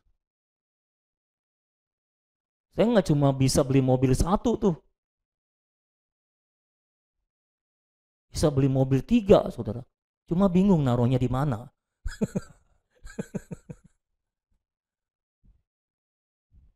Tapi sejak dulu, semua operasional gereja dari persembahan dan persepuluhan, dan saya cuma mengambil sebagian. Kalau saya sudah mulai rasa kebanyakan, saya akan mengurangi sendiri. Itu prinsip keadilan. Nah, nggak boleh seorang hamba Tuhan menekankan perpuluhan terus. Tapi dia tidak menekankan prinsip keadilan. Itu salah di mata Tuhan. Engkau menekankan praktek tapi mengabaikan esensi. Apalagi praktek. Menyeru nama Tuhan itu praktek, bukan esensi. Oke? Esensinya apa? Esensinya adalah melatih roh. Saudara harus melatih roh. Saudara harus melatih diri saudara untuk menggunakan roh dalam segala hal, dalam setiap waktu. Kenapa kita ada praktek menyeru nama Tuhan? Tujuannya supaya kita melatih roh. Nah, kalau saudara menekankan praktek, ayo menyeru nama Tuhan, menyeru nama Tuhan. Tapi saudara mengabaikan esensi, saudara cuma menyeru nama Tuhan tapi tidak melatih roh. Jadi ada kebiasaan menyeru nama Tuhan, tapi rohnya tetap enggak dipakai. Cuma menyeru nama Tuhan di mulut, di pikiran, tapi bukan dengan roh. Padahal esensinya adalah melatih roh. Prakteknya menyeru nama Tuhan. Esensi harus ditekankan, praktek tidak terlalu perlu ditekankan sebetulnya. Maksud saya adalah, saudara nggak boleh juga kepada orang lain di luar sana, saudara menekankan praktek menyeru nama Tuhan walaupun mereka menolaknya. Kalau mereka menolak menyeru nama Tuhan, ya sudah, nggak usah dipaksakan. Karena itu cuma praktek. Tekankan esensinya untuk melatih roh, hidup menurut roh. Karena itu Alkitab yang suruh. Oke? Mungkin orang melatih roh dengan cara yang lain. Ada gereja juga yang menekankan bahasa roh. Bahasa roh itu praktek, bukan esensi. Jadi kalau praktek terlalu ditekankan sampai mengabaikan esensi, jadinya bahaya. Apa esensi bahasa roh? Tuh, saudara bahasa roh nggak ngerti esensinya lagi, gimana coba? Membangun diri sendiri, membangun jemaat, itu prinsip bahasa roh, itu esensi bahasa roh. Alkitab berkata, bahasa roh itu untuk membangun diri sendiri, bukan untuk membangun jemaat. Nah, esensinya ini dilupakan. Mereka menekankan bahasa roh sampai lupa esensinya, sampai mengabaikan esensinya. Esensinya berkata, bahasa roh untuk membangun diri sendiri, bukan untuk membangun jemaat. Jadi pakailah bahasa roh untuk membangun diri sendiri, bukan untuk membangun jemaat. Tapi karena menekankan praktek, mengabaikan esensi, ada banyak gereja yang memakai bahasa roh untuk membangun jemaat. Apakah jemaat terbangun? Ya pasti tidak. Kelihatannya terbangun, cuma kelihatannya. Kenapa bisa yakin tidak? Alkitab mengatakan bahasa roh bukan untuk membangun jemaat. Bernubuat itu membangun jemaat. Tapi bernubuat adalah berbicara bagi Allah, menyampaikan isi hati Allah, bukan bernubuat yang bersifat ramalan. Kalau kita semua tiap hari atau tiap ibadah meramal semua diramalkan, dinubuatin, diramalkan, yang ada bukan membangun jemaat, tapi mencelakakan jemaat. Jadi kita harus jelas esensinya dan prakteknya. Yang mana praktek, yang mana esensi, kita harus jelas. Karena ada terlalu banyak orang menekankan praktek bahasa roh, mengabaikan esensi. Seorang teman saya menelpon saya. Pak Sony katanya, kita harus menekankan bahasa roh. Karena ternyata Alkitab berkata, bahasa roh itu adalah syarat keselamatan. Kalau tidak berbahasa roh tidak diselamatkan. Nah, mati dia. Karena ada banyak orang Kristen tidak berbahasa roh. Berarti ada banyak orang Kristen tidak diselamatkan.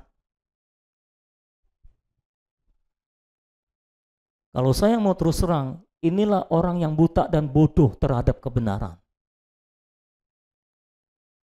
Mau dijelaskan apapun nggak ngerti, saudara. Pokoknya bahasa roh. Kalau enggak, masuk neraka. Lah, Alkitab nggak pernah mengajarkan kita kalau kita tidak berbahasa roh masuk neraka.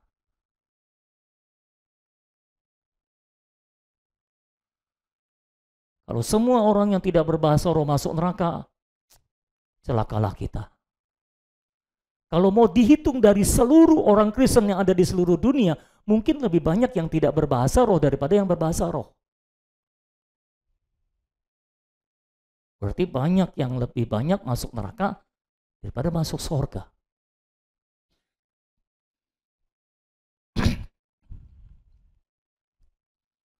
Dan saudara tahu dia pakai ayat dari mana?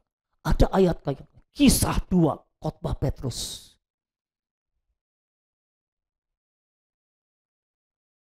Bertobatlah, berilah dirimu dibaptis, dan kamu akan menerima karunia roh itu. Karunia roh itu adalah bahasa roh. Lah, dari mana ceritanya karunia roh itu bahasa roh? Kalau kamu bertobat dan memberi diri dibaptis, kamu akan menerima karunia roh itu. Karunia roh itu maksudnya adalah kamu akan menerima karunia yang adalah roh hayat itu. Roh hayat itu. Kalau kamu percaya dibaptis, kamu akan menerima karunia roh itu. Roh itu. Alkitab memakai istilah roh itu. Bahasa Inggrisnya the spirit. Maksudnya adalah roh hayat, bukan bahasa roh. Tapi itu ditafsirkan bahasa roh. Kenapa? Karena terlalu menekankan praktek tapi mengabaikan esensi.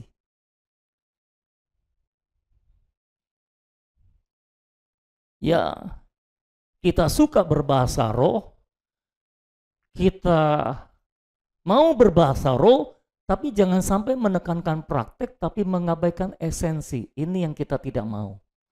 Karena kalau kita menekankan praktek sampai mengabaikan esensi, itu menunjukkan hidup keagamaan kita tidak lebih benar daripada orang Farisi dan ahli Taurat. Dan ini adalah ciri dari kebutaan dan kebodohan. Mereka begitu menekankan praktek tapi mengabaikan esensi. Nah, kita nggak mau jadi orang-orang yang seperti itu. Saya nggak mau ketika saudara memberitakan berita atau merawat orang di luaran, saudara begitu menekankan menyuruh nama Tuhan, doa, baca firman, tapi mengabaikan esensinya, yaitu melatih roh. Menggunakan roh, hidup menurut roh. Itu esensinya. Jangan dilupakan.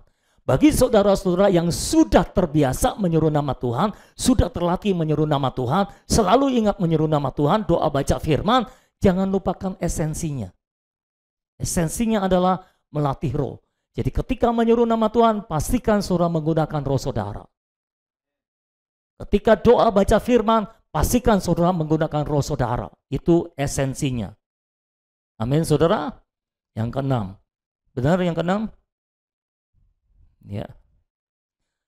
Celakalah orang yang nampaknya bersih tapi dalamnya penuh rampasan dan kerakusan. Ayat 25. Celakalah kamu, hai ahli-ahli Taurat dan orang-orang Farisi. Hai kamu orang-orang munafik, sebab cawan dan pinggan kamu bersihkan sebelah luarnya, tetapi sebelah dalamnya penuh rampasan dan kerakusan. Hai orang Farisi yang buta, bersihkanlah dahulu sebelah dalam cawan itu, maka sebelah luarnya juga akan bersih. Jadi orang-orang agamawi yang munafik itu, saudara-saudara, orang yang selalu mengutamakan luaran. Yang didekor itu luarannya, bukan dalamnya. Yang penting dalamnya kelihatan bersih, padahal yang penting luarnya kelihatan bersih, padahal dalamnya penuh rampasan dan kerakusan. Orang-orang Farisi, ahli-ahli Taurat adalah orang-orang yang tamak terhadap harta, uang. Ini bicara tentang materi. Mereka dalamnya penuh kerakusan, penuh rampasan. Tadi dikatakan mereka bahkan merampas rumah janda-janda. Ya, mereka mungkin punya kuasa untuk melakukan itu, bisa bikin alasan untuk melakukan itu, tapi sebetulnya semua kejahatan yang mereka lakukan berasal dari dalam diri mereka, dalam hati mereka yang penuh dengan rampasan dan kerakusan, penuh dengan ketamakan akan uang, akan harta. Tapi di luarnya mereka menampakkan diri bersih. Aku sih nggak suka harta, aku nggak cinta uang. Padahal di dalamnya penuh dengan ketamakan. Nggak boleh lihat uang. Pokoknya kalau lihat kesempatan ada uang, sambar, hajar, tamak.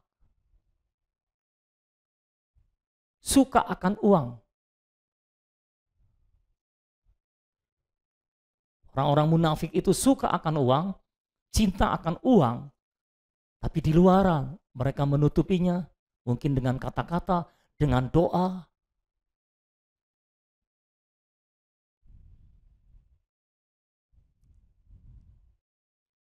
Oh Tuhan Yesus, Engkau lebih daripada harta, Engkau lebih dari segala harta, Engkau lebih daripada emas. Padahal kalau dikasih emas dengan Tuhan Yesus, pilihnya. Tapi saudara jangan begitu. Jawabnya benar, tapi nggak boleh lakukan itu. Pastikan kalau saudara dikasih pilihan Yesus atau emas, saudara pilih. Amin. Yesus atau rumah 6 miliar, saudara pilih. Amin. Masih aman. Yesus atau BMW, saudara pilih. Amin. Tapi masih perlu diuji sih. Karena belum real kalau belum diuji. Mudah-mudahan akan segera datang ujiannya. Dan kita lihat apa yang kita pilih. Pastikan kita memilih Yesus. Kalau saya boleh pakai istilah Pak Prabowo, kalau omon-omon doang gampang, saudara.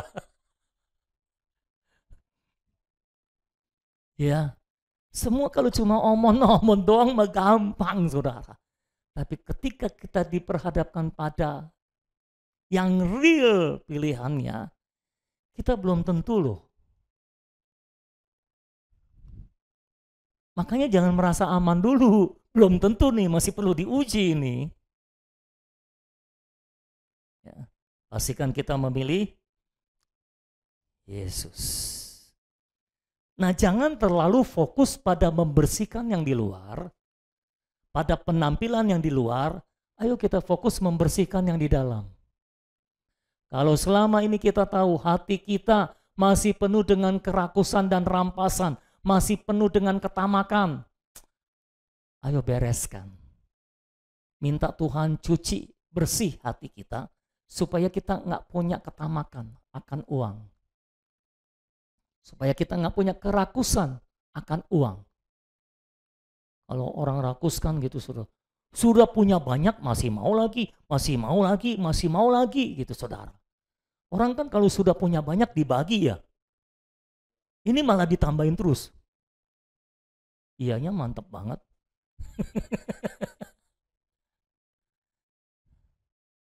Tunjukkan, saudara nggak punya hati yang tamak. Nggak punya kerakusan dan rampasan dalam diri saudara. Amin. 7. Celakalah orang yang nampaknya indah tapi dalamnya penuh kematian, kebusukan dan kenajisan. Ini mirip dengan nomor 6, cuma ini dalamnya beda. Kematian, kebusukan, kenajisan. Ayat 27, celakalah kamu hai ahli-ahli Taurat dan orang-orang Farisi. Hai kamu orang-orang munafik, sebab kamu sama seperti kuburan yang dilapur putih, yang sebelah luarnya memang bersih tampaknya, tetapi yang sebelah dalamnya penuh tulang belulang dan pelbagai jenis kekotoran. Demikian jugalah kamu, di sebelah luar kamu tampaknya benar di mata orang, Tetapi di sebelah dalam kamu penuh kemunafikan dan kedurjanaan. Kedurjanaan itu kejahatan. Jadi orang agamawi, orang munafik itu selalu berusaha kelihatan indah dan benar di hadapan orang, tapi dalamnya penuh kebusukan, penuh kematian, penuh kenajisan, penuh kemunafikan, penuh dengan pelbagai kejahatan. Cuma permasalahannya sekali lagi, seringkali mereka tidak sadar itu permasalahan yang paling susah. Mereka tidak sadar hati mereka penuh dengan kejahatan. Malah seringkali mereka menghakimi orang lain yang penuh kejahatan, padahal mereka yang penuh kejahatan. Sekali waktu mereka menangkap basah perempuan yang berzina, dibawa kepada Yesus. Tuhan, ini orang, perempuan ini ketangkap basah berzina. Apa yang harus kita lakukan? Itu adalah mencobai Tuhan Yesus. Karena kalau Tuhan bilang, lempari batu, karena menurut hukum Taurat harus dilempari dengan batu. Kalau Yesus bilang lempari batu, wah, kan dia mengajarkan kasih. Berarti dia kurang kasih dong. Tapi kalau Tuhan bilang, bebaskan dia, jangan lempari dengan batu. Wah, orang akan bisa mencela dia, menyerang dia. Berarti dia nggak memihak pada kebenaran dong. Gitu kira-kira saudara. Lalu Tuhan bilang dengan bijaksana, dia bilang, dia nggak menjawab pertanyaan, dia nggak terperangkap dalam pertanyaan. Dia bilang, siapa di antara kamu yang tidak berdosa, biarlah dia yang pertama kali melempari perempuan ini dengan batu. Dan Alkitab mencatat, itu orang satu demi satu pergi. Alkitab mencatat dari yang muda sampai yang tua, atau dari yang tua sampai yang muda, semuanya pergi. Bisakah saudara bayangkan kenapa mereka pergi? Karena mereka berdosa, iya. Tapi kalau mau ditelisik lebih dalam, jangan-jangan mereka terlibat juga dalam persinahan perempuan itu. Makanya nggak ada yang berani lempari batu. Satu demi satu pergi.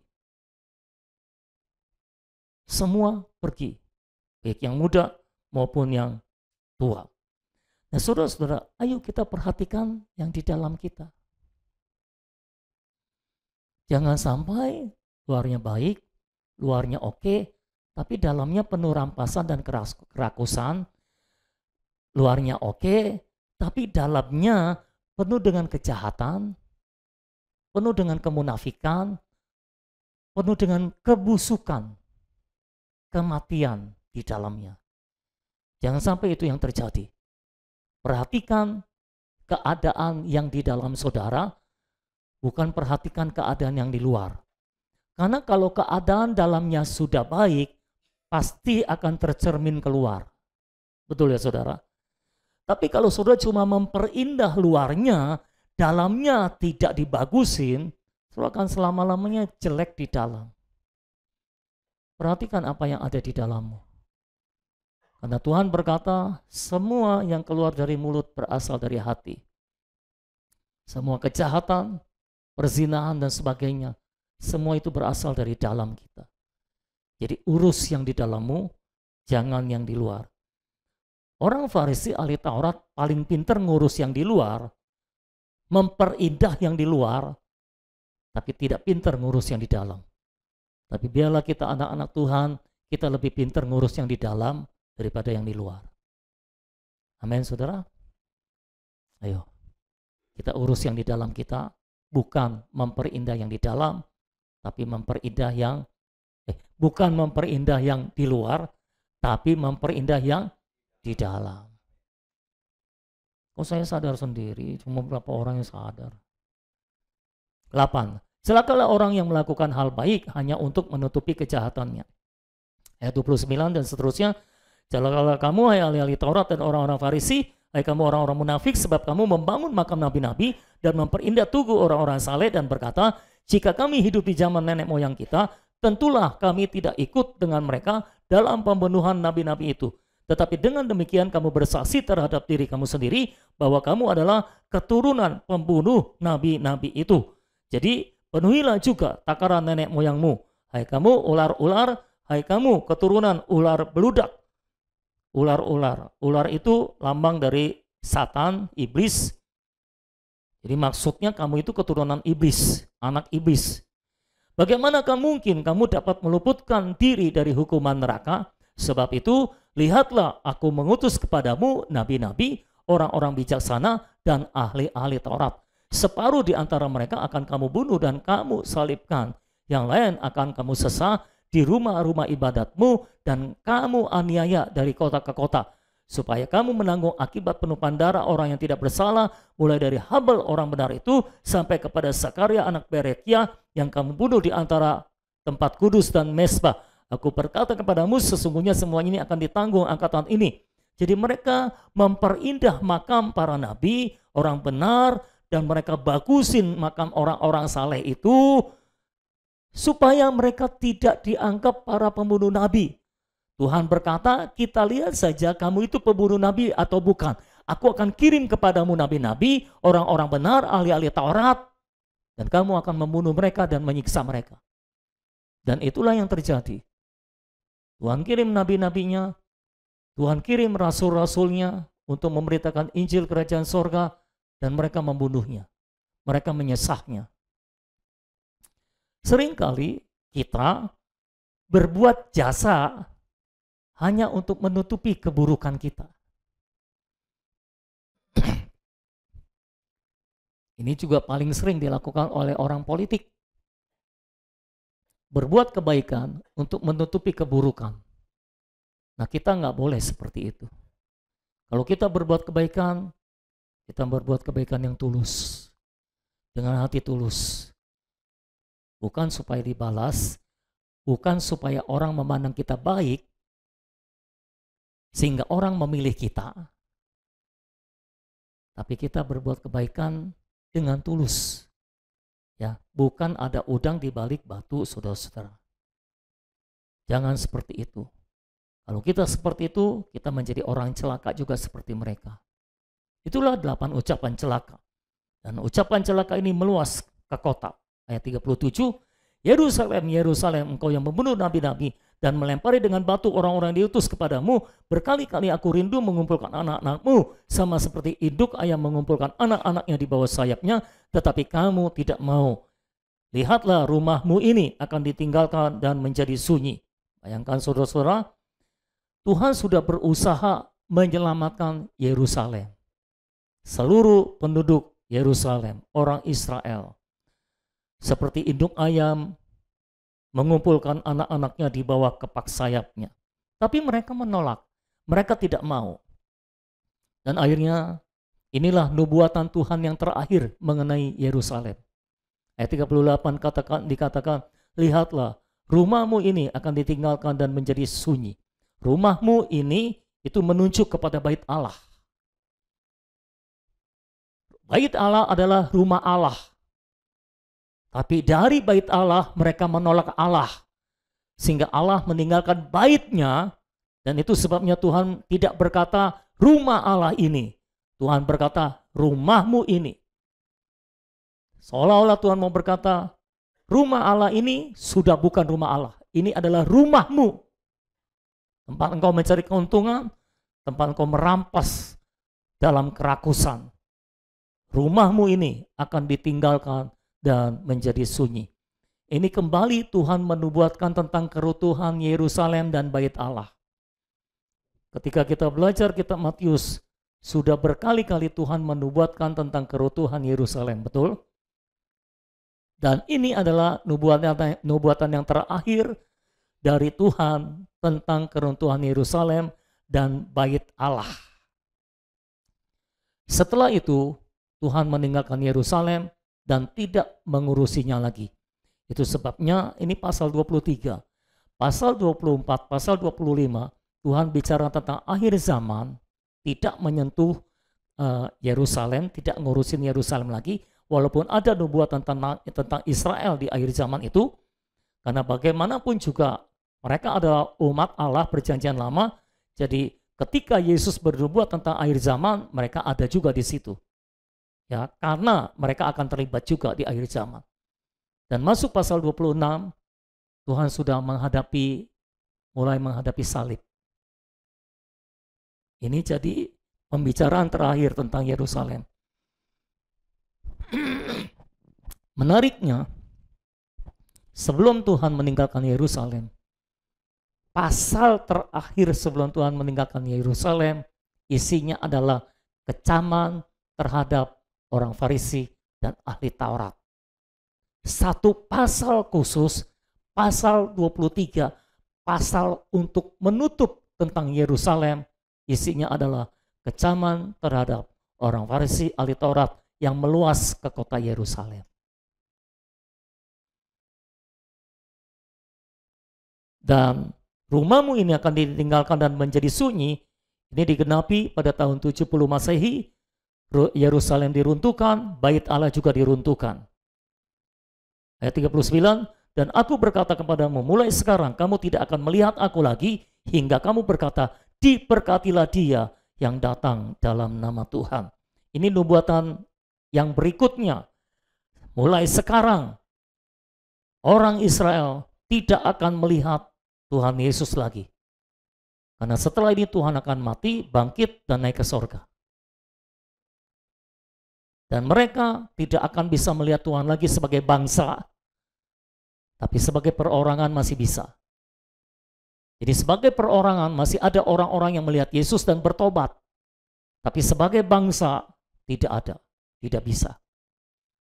Nanti sebagai bangsa mereka akan bertobat dan melihat Tuhan lagi ketika Tuhan datang di Bukit Zaitun dalam kedatangannya yang kedua kali, dan mereka di situ akan menyambut Tuhan sebagai Raja dan berkata, diberkatilah dia yang datang dalam nama Tuhan. Dan ketika mereka melihat Tuhan turun dari angkasa ke Bukit Zaitun, mereka akan bertobat sebagai bangsa.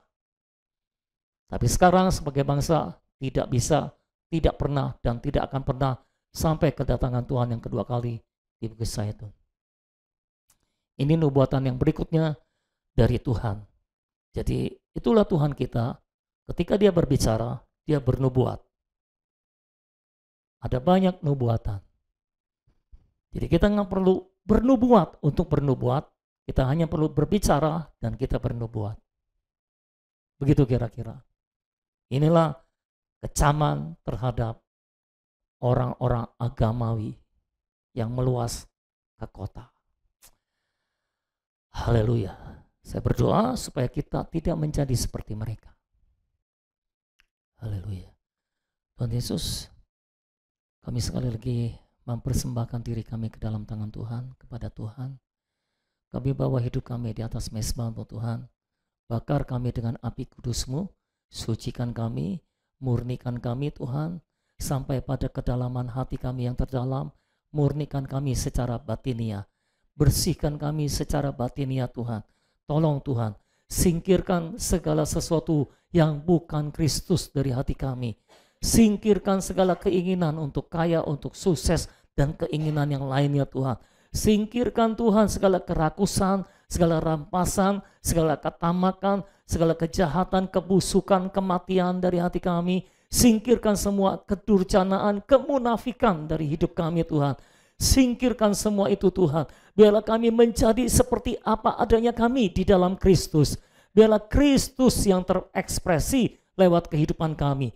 Tolong kami semua Tuhan, beri kami anugerah-Mu, belas kasihani kami Tuhan, sehingga kami benar-benar bisa menikmati Kristus, memperhidupkan Kristus, dan mengekspresikan Kristus. Terima kasih Tuhan, terpujilah nama-Mu Tuhan untuk selama-lamanya. Kami berdoa Engkau memberkati setiap jemaat-Mu Tuhan, dan kami berdoa juga bagi mereka yang tidak datang hari ini, biarlah Engkau hadirkan mereka pada minggu yang mendatang, sehingga mereka tidak ketinggalan semua berkat kenikmatan akan Engkau. Kami berdoa Tuhan untuk jemaat yang sakit, biarlah Engkau menyembuhkannya Tuhan. Di dalam nama Tuhan Yesus, kami berdoa, kami menyatukan hati dan iman kami menolak semua sakit penyakit dalam tubuh kami. Di dalam nama Yesus, kami sembuh di dalam nama Tuhan Yesus. Semua sakit penyakit pergi dari tubuh kami, sembuh, sehat, sempurna, untuk kami bisa melaksanakan rencana dan kehendak Allah. Terima kasih Tuhan, Engkau terus memberikan kekuatan, kesehatan, kesempurnaan dalam hati kami Tuhan. Sehingga kami benar-benar bisa mengekspresikan Kristus secara sempurna. Terima kasih Tuhan, dalam nama Tuhan Yesus kami berdoa, kami mengucapkan syukur. Semua kita yang telah menerima berkat dan anugerahnya, sama-sama kita katakan amin. Puji Tuhan. Oke, selamat siang semuanya. Tuhan memberkati saudara.